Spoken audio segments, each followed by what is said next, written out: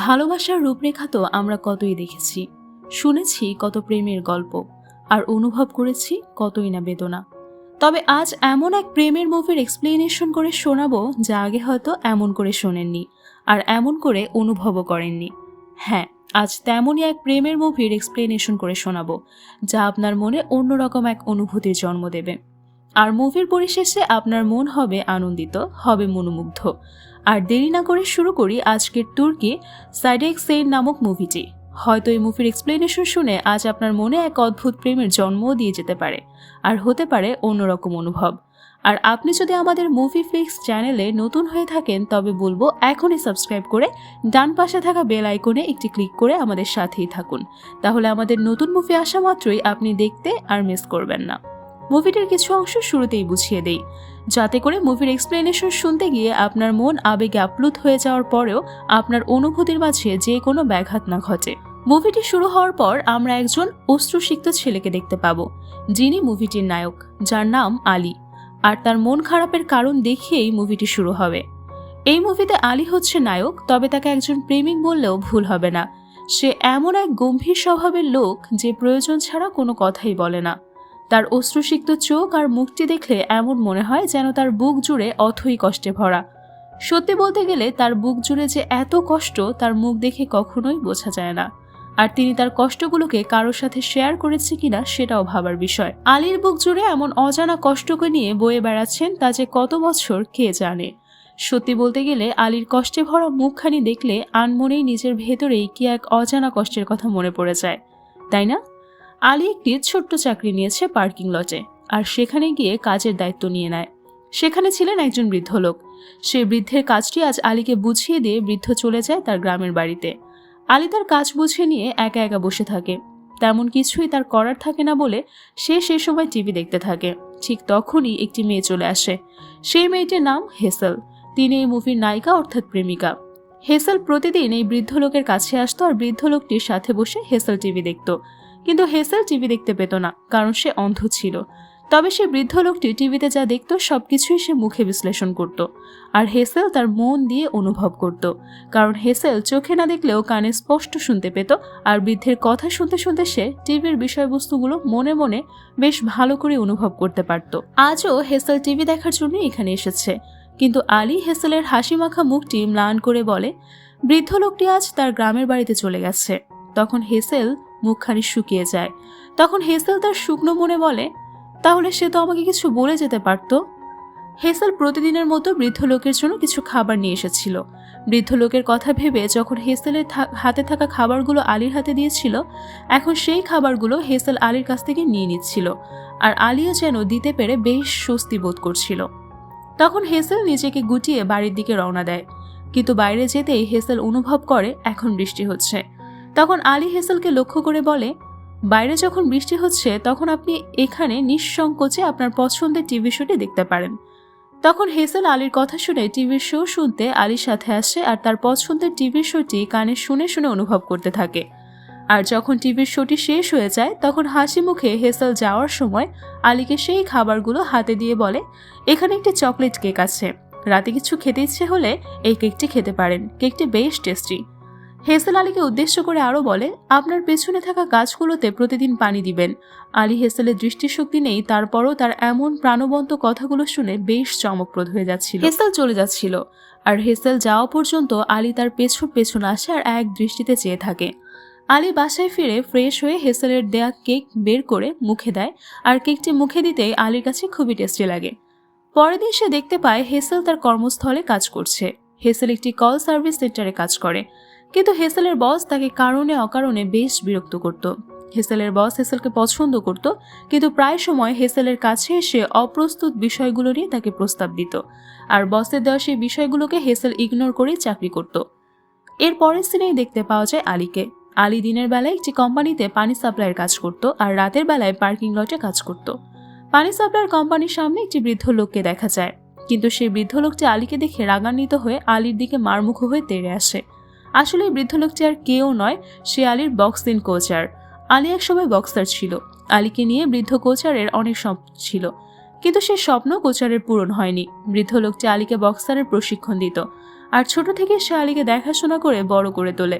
কিন্তু কেন আলী এই বৃদ্ধ লোকটির স্বপ্ন ভেঙেছিল, একটু পরেই তা আমরা জানতে পারবো ভেঙে যাওয়া স্বপ্নের কারণ। অনেকদিন যাবৎ আলীর সাথে কোচারের কোনো যোগাযোগ ছিল না, তবে আজ কোচারের সাথে আলীর এমন আকস্মিক দেখা হবে আলী ভাবতেই পারেনি।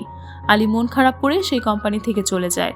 ঠিক সেই সময় একটি লোক আলীকে ডাক দেয় আর বলে, আলী, তুমি কেন এভাবে নিজেকে লুকাচ্ছ আর এমন করে নিজের শক্তিকে অকপটে শেষ করছো? তোমাকে তো আমি একটি প্রস্তাব দিয়েছিলাম যা শুধুই তোমার জন্য অপেক্ষা করছে, যা তুমি অনেক অল্প সময়ে অনেক টাকা উপার্জন করতে পারো। তাহলে কেন এই প্রস্তাবটিতে তুমি রাজি হচ্ছ না? কিন্তু আলীকে লোকটি কি প্রস্তাব দিয়েছিল সেটাও আমরা একটু পরে জানতে পারবো। আলী লোকটিকে উদ্দেশ্য করে বলে, আমি তো তোমাকে আগেই বলেছি আমি তোমার এই প্রস্তাবে রাজি না।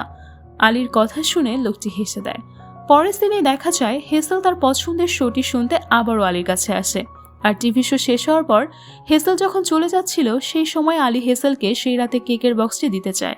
তখন হেসেল সেই মিষ্টি হাসি মুখ নিয়ে আলীর সাথে পরিচিত হওয়ার জন্য তার হাত বাড়িয়ে দেয়। কিন্তু আলী ছিল খুব সংকোচ স্বভাবের লোক, তাই হেসেলের সাথে হাত মেলাতে খুব সংকোচ বোধ করছিল। তখন হেসেল বলে, পরিচিত হতে এত সংকোচ বোধ হচ্ছেন কেন?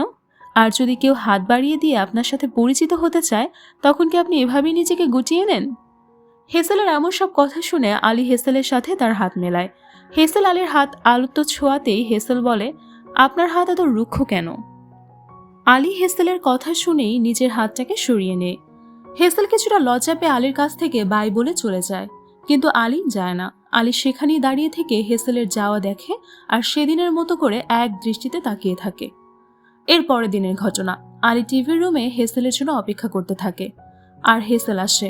তখন একসাথে বসে তারা দুজন টিভি দেখতে থাকে। আজ টিভি শো দেখার চেয়ে হেসেল বেশি ইন্টারেস্টেড ছিল আলীকে জানার জন্য। এই যেমন তিনি দেখতে কেমন, তার কোন খাবার বেশি পছন্দ, কোন রং পছন্দের, এমন সব প্রশ্ন। কিন্তু আলী তো ছিল খুব শান্ত স্বভাবের, তাই আলী প্রত্যেকটা প্রশ্নের উত্তরেই হ্যাঁ আর না এই দুটো শব্দের মধ্যেই সীমাবদ্ধ ছিল। টিভি শো শেষ হয়ে গেলে হেসেল নিজেকে গুছিয়ে বাসার উদ্দেশ্যে রওনা দেয়। ঠিক বাইরে বের হবার সময় হেসেল একটি স্পিড গাড়ির ধাক্কায় রোডের উপরে পড়ে যায়। তখন হেসেল বেশ আহত হয়। আর তাড়াহুড়া করে আলী তখন হেসেলকে নিয়ে একটি হাসপাতালে যায়। আর বাড়ি ফেরার পথে হেসেলের হেঁটে আসতে বেশ কষ্ট বোধ করতে হচ্ছিল। তখন আলী হেসেলকে কাঁধে ওঠার জন্য তার সামনে বসে পড়ে আর বলে, আপনি আমার কাঁধে উঠুন।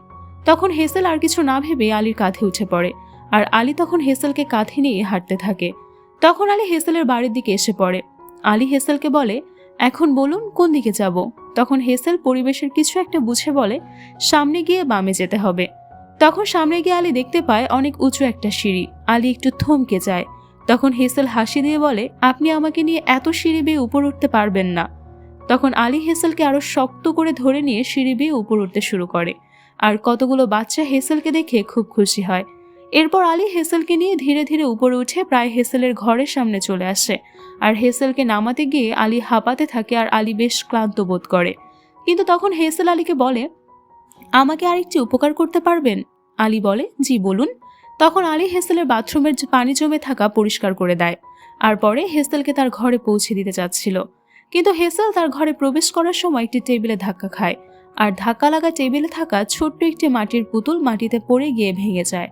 তখন হেসেল বলে, এই পুতুলটি আমার খুব প্রিয় ছিল। তখন আলী সেই পুতুলটির জন্য জ্যাকেটের পকেটে ঢুকিয়ে নেয়। হেসেল তখন ঘরে একটু সরে গিয়ে একটা জিনিস এনে মিষ্টি হাসি দিয়ে আলীকে বলে, আপনার জন্য একটা সারপ্রাইজ আছে। আলী বেশ হেজিটেট করতে থাকে। হেসেলের হাতে থাকা দুটি কনসার্টের টিকিট আলীর হাতে দিয়ে বলে, এই দুটো টিকিট নিয়ে আপনি আপনার পছন্দের মানুষকে নিয়ে কনসার্টে গিয়ে আনন্দ করে আসতে পারেন। তখন আলী কোনো হেজিটেট না করে হেসেলকে বলে, আমার তেমন কোনো পছন্দের মানুষ নেই। তখন হেসেল বলে, যদি আগামীকাল আপনার সময় থাকে তাহলে আমরা দুজনে মিলে এই কনসার্টে যেতে পারি। তখন আলী হেসেলকে বলে, আমি ফ্রি আছি, যেতে পারবো। আর তখন আলী মনে মনে বেশ খুশি হয়। হাসি মুখ নিয়ে আলী ফিরে আসে তার বাড়িতে। এর পরের দিনে দেখা যায় হেসেল পার্লারে গিয়ে মেকআপ নিচ্ছে। এরপর আলী ও হেসেল কনসার্টে চলে আসে। তারা বেশ কনসার্টটা উপভোগ করতে থাকে। কনসার্ট শেষ করে তারা দুজন ডিনার করতে চলে আসে একটি হোটেলে। এরপর খাবার খাওয়ার মাঝে মাঝে হেসেল আলীর সম্পর্কে জানতে বিভিন্ন ধরনের প্রশ্ন করতে থাকে। হেসেলের এমন প্রশ্ন করার উদ্দেশ্য ছিল একটাই, আলীর সাথে সে যেন অনায়াসে মিশতে ও কথা বলতে পারে। হেসেল এমন সব প্রশ্নের মাঝে আলীকে বলে, আপনি সকালে কি করেন? আলী মাথা নিচু করে হেসেলকে বলে, আমি সকালে বিভিন্ন কোম্পানিতে পানি সাপ্লাই করি। তখন সেই কথায় হেসেল বলে, আজ যদি আপনি আপনার বাবা মার কথা মতো চলতেন তাহলে আপনি আজ চাকরি করে ভালো একটা অবস্থান তৈরি করতে পারতেন। আলী হেসেলের কাছ থেকে বাবা মায়ের কথা শুনে বেশ রেগে যায়। তখন আলী হেসেলকে বলে, আমি জানি না আমার বাবা মা কোথায়, আমি কখনোই তাদেরকে দেখিনি। তিনি একজন কোচের কাছ থেকে ছোটবেলা থেকে বড় হয়েছে, আমি আর কাউকে আমার পাশে পাইনি। আর এমন সব কথা বলতে বলতে তারা দুজনেই দুমুখ হয়ে বসেছিল।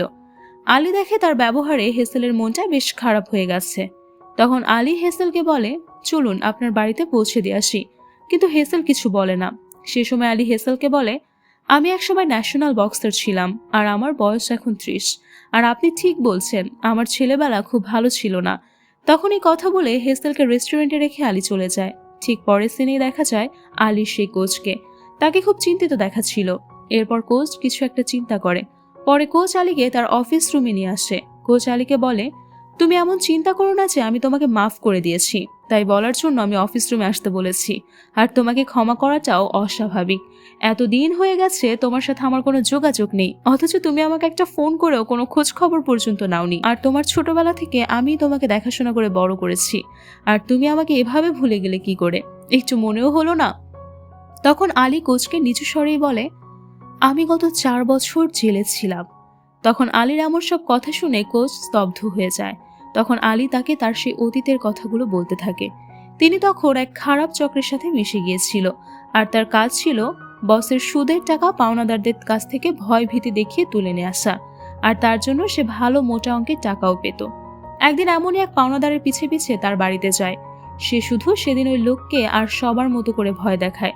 কিন্তু ঘটনাটি হয়ে যায় উল্টা। সেই লোক পাওনা টাকা তো দিতে পারেই না, বরং তার নিজের শরীরে আগুন জ্বালিয়ে তার সেই বাড়ি জানালা থেকে বাহিরে ঝাঁপ দেয়। আর সেই লোকটি ঝাঁপ দেওয়ার পরে স্পটেই মৃত্যু হয়।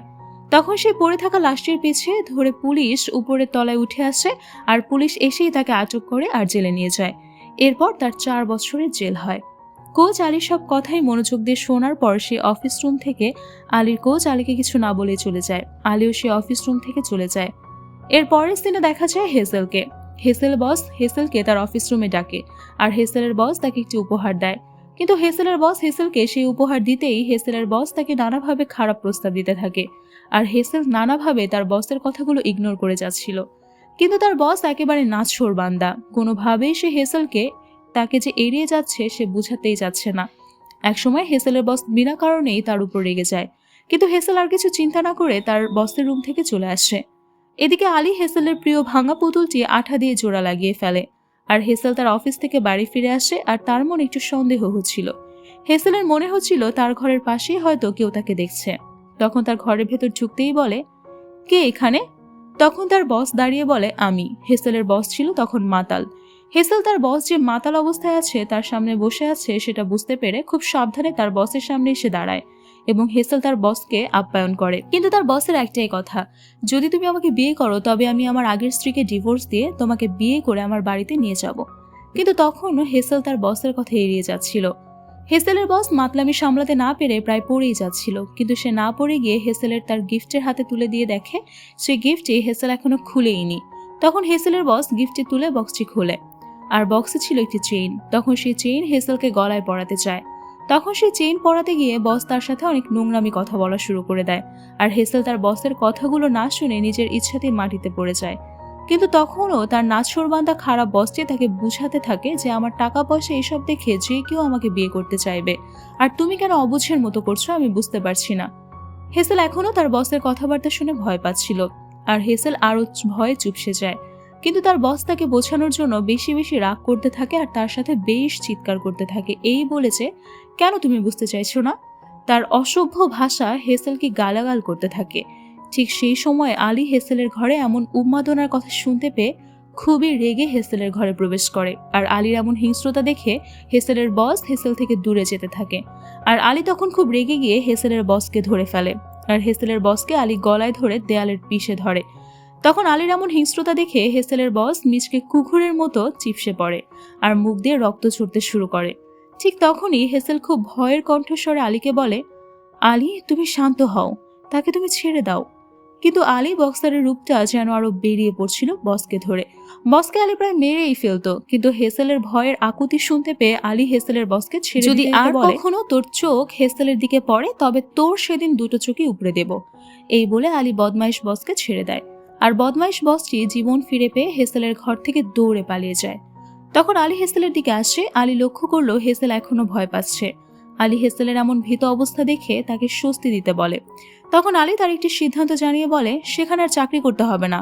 তখন হেসেল বলে এই চাকরিটার টাকা দিয়ে আমার চলতে হয়। তখন আলী বলে আমি তোমার দেখাশোনা করব। হেসেল তখন আলীর কথার প্রেক্ষিতে বলে তুমি কিভাবে আমার দেখাশোনা করবে? সত্যি বলতে আলী, আমি কারোর করুণা নিতে চাই না, আর কারোর বোঝা হয়েও থাকতে চাই না।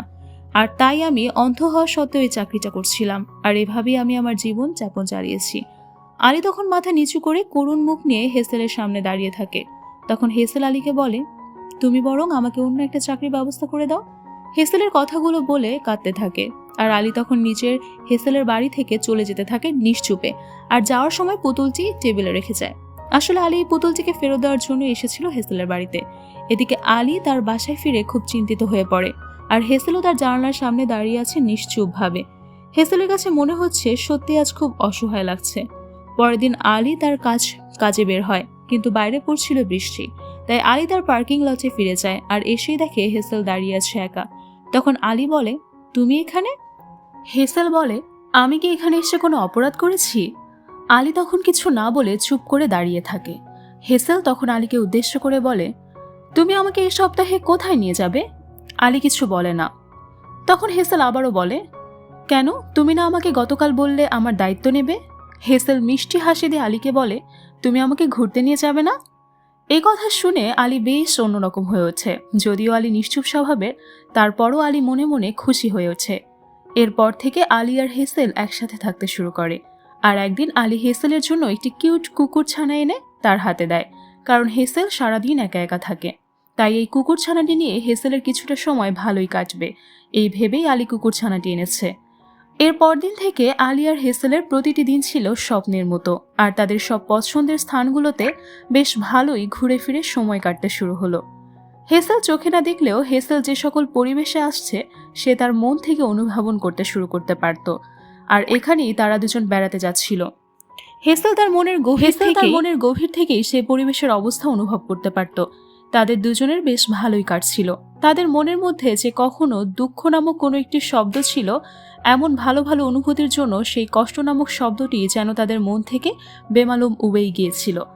তাদের এমন সব অনুভূতি শুরু হতে যাচ্ছিল, সব যেন স্বপ্নের চেয়েও অনেক বেশি পাওয়া মনে হচ্ছিল। আর হেসেল এমন দায়িত্ববান মানুষই খুঁজছিল, যা আলীর মধ্যে হেসেল দেখতে পাচ্ছিল। হেসেলের ঘরকে আলী এমনভাবে সুরক্ষিত করে তুলেছিল যেন হেসেল কোথাও কোনো স্থানে যেতে বাধাগ্রস্ত না হয়। টেবিলে প্রতিটি কোণা এমনভাবে মসৃণ করে দিচ্ছিল যেন হেসেল টেবিলের সামান্য আঘাত না পায়। এরপর হেসেল নিজের বাসায় আসে আর আলীও হেসেলকে একটা সারপ্রাইজ দিতে চায়। কিন্তু হেসেল তো বেশ অনুভূতি সম্পন্ন, তাই হেসেল ঘরে ঢুকতে বুঝে নেয় আলী তার জন্য তাদের বাসাকে নতুন করে সাজিয়েছে। হেসেল এমনভাবে ভালো লাগে যেতে আলীর কাছেও খুব ভালো লাগে। তাদের মধ্যে ভালোবাসাগুলো যেন রাতের জোনাকি পোকার মতো দিনের সূর্যের আলোতে দেখা দিচ্ছিল। তাদের ভালোবাসার দৃশ্যগুলো এমন ছিল যে কারো মনে হিংসা লাগতেই পারত। একদিন হেসেল আর আলী কবরস্থানে যায়, আর সেখানে হেসেলের বাবা মায়ের সমাধিস্থল ছিল। আর এখানে হেসেল প্রায় সময় আসতো, তবে তখন ছিল হেসেল একা। তবে আজ হেসেল একা নয়, সে আজ আলীকে নিয়ে এসেছে, তাই তার মন আজ খুব ভালো। হেসেল তার বাবা মায়ের সমাধিস্থলে দাঁড়িয়ে থেকে বলতে থাকে বাবা, তুমি সবসময় আমার বয়ফ্রেন্ডকে দেখতে যেতে, আজ আমি আমার বয়ফ্রেন্ডকে সাথে করে নিয়ে এসেছি। আর মা, তুমি আমাকে বলতে একটি দায়িত্ববান কোনো ছেলের সাথে যেন আমার বিয়ে হয়, তাই আমি তোমার কথা মতো আমার জন্য একজন দায়িত্ববান মানুষ পেয়েছি, যে কিনা আমাকে সত্যি খুব ভালো রাখবে। মা, ওর নাম আলী। জানো মা, ও আমাকে পৃথিবীর সব কিছু থেকে অনেক বেশি ভালোবাসে। সত্যি মা, ও আমাকে অনেক ভালোবাসে। আমি আলীকে পেয়ে অনেক ধন্য। তোমাদের কাছে থাকা অবস্থায় আমি যেমন নিরাপদে থাকতাম, ঠিক তেমনি ও আমাকে অনেক বেশি নিরাপদে রাখে। আলী অনেক ভালো মা, কিন্তু আমার আফসোস আজ তোমরা আমার পাশে নেই। আজ যদি তোমরা বেঁচে থাকতে তাহলে তোমরা আলীকে দেখতে পেতে। হেসেলের কথাগুলো বলতে বলতে কান্নায় ভেঙে পড়ছিল। তখন আলী হেসেলকে সামলে দিয়ে বলে আচ্ছা, তোমার বাবা মা কেমন করে মারা গেছে?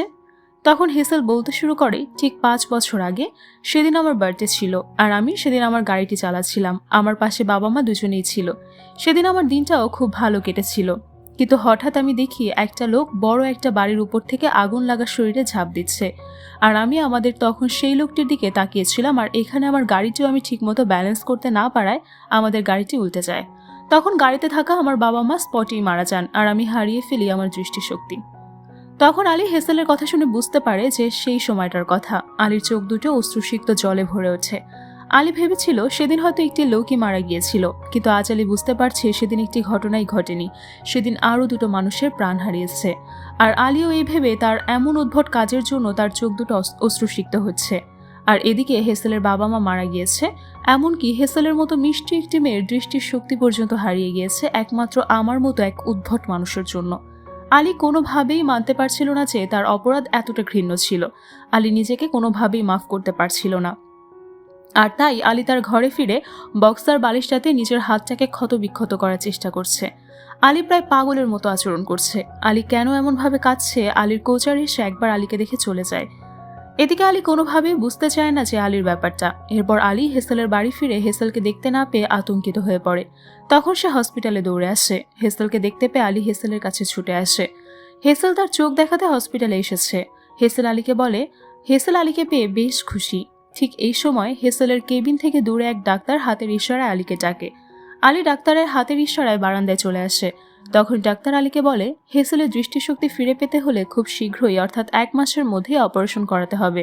আর যদি সেটা না হয় তবে দৃষ্টিশক্তির জন্য যে কর্নিয়া থাকে তার শক্তি ধীরে ধীরে কমে শূন্য হয়ে গেলে তখন অপারেশন করেও কোনো লাভ হবে না।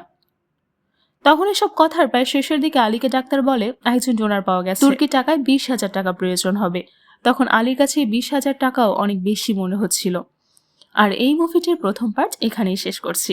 তবে দ্বিতীয় পার্টে আমরা কি দেখতে পাবো, আলীর সত্যিই কি হেসেলের চোখ অপারেশন করা 20,000 টাকা জোগাড় করতে পেরেছিল, না হেসেল চোখের কর্নিয়া সত্যি দেখার শক্তি হারিয়ে ফেলে। খুব শীঘ্রই দ্বিতীয় পার্ট নিয়ে চলে আসবো আপনাদের মাঝে। আপনার যদি দ্বিতীয় পার্ট দেখতে চান তাহলে অবশ্যই কমেন্ট বক্সে জানান। আর এতক্ষণ সাথে থাকার জন্য অনেক ধন্যবাদ।